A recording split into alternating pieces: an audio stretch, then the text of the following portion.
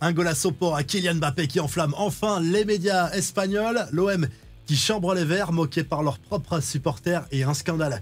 En Italie, encore un, abonne-toi, le journal du foot, ça commence maintenant.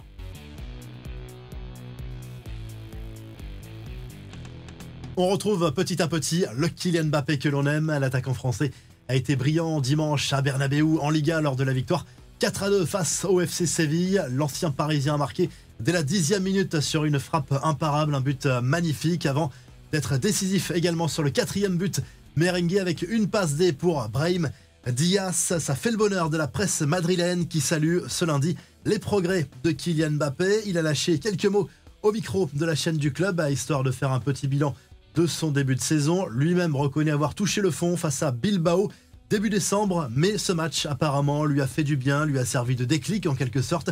Il s'est penché sur 2025 et qu'il espère meilleur avec des titres, du plaisir sur le terrain. Le Real est deuxième de Liga à 1 point de l'Atlético, leader. Le PSG peut remercier Matvei Safonov, le gardien russe, l'a joué modeste après le match, mais c'est bien lui qui a permis au club parisien de se hisser en 16e de finale de la Coupe de France sur la pelouse de Lens dimanche soir. Succès au tir au but des champions de France. Safonov, spécialiste dans cet exercice, a arrêté 2 tentatives lensoises. Le principal intéressé reconnaît avoir ses petits secrets qu'il garde bien sûr pour lui. Il est revenu également sur ses 6 premiers mois à Paris. Le Russe reconnaît que son adaptation n'a pas été simple car tout allait trop vite, y compris à l'entraînement au début.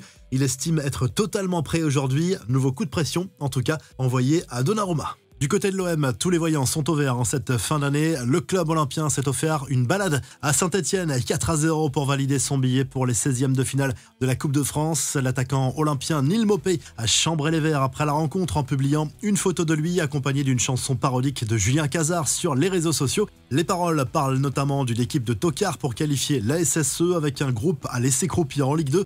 Les fans stéphanois ont aussi chambré leur propre équipe. Ils ont joué la carte de l'humour après le match en scandant Saint-Etienne Coupe d'Europe à plusieurs reprises. Sacré record pour Jules Koundé, rien à voir avec ses tenues parfois excentriques.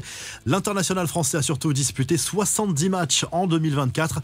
Le latéral du Barça est tout simplement le joueur le plus utilisé cette année en Europe dans les grands championnats. Ça tient compte aussi des matchs avec l'équipe de France. Il a dépassé les 5900 minutes passées sur les terrains ce week-end contre l'Atlético. Il se dit fier de ce record tout en dénonçant un calendrier de plus en plus surchargé. Les autres infos à retenir dans ce journal du foot, voici le tirage au sort complet des 16e de finale de la Coupe de France. Gros choc entre l'OM et Lille, programmé le mois prochain au Stade Vélodrome. Le PSG a été épargné. Les Parisiens affronteront Espali qui évolue en National 3, la 5e division. L'OL également épargné avec Bourgoin-Jallieu comme futur adversaire. En Angleterre, celui qui régale, c'est toujours Mohamed Salah, encore étincelant lors de la victoire de Liverpool face à Tottenham 6-3. Un doublé et 2 passes décisives pour l'actuel meilleur buteur et passeur de Première Ligue. Son bilan est fantastique, déjà 15 buts et 11 passes décisives en 16 rencontres seulement. Enfin, l'Italie sous le choc après la réaction du public de la Juve Stabia lors d'un match de Série B face à Cesena après le but de Romano Floriani Mussolini. De nombreux supporters ont célébré avec des saluts nazis. Pour la petite histoire, le buteur prêté par la Lazio n'est autre que l'arrière-petit-fils du dictateur italien Benito Mussolini. On se quitte en vidéo avec TJ Savani en balade dans les rues de son quartier d'origine en Ferrari à Montpellier. Abonne-toi et le journal du foot revient très vite.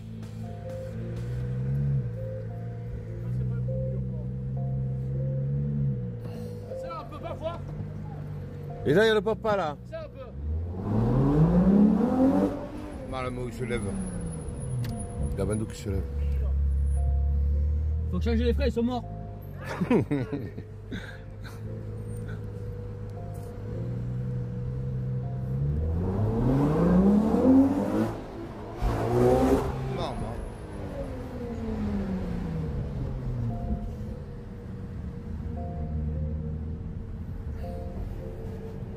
C'est le fusil, DJ.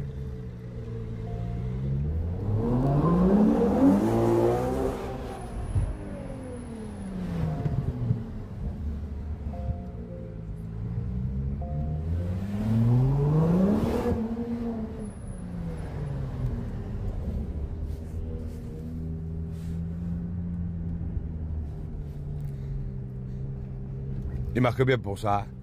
Oh. Tonton.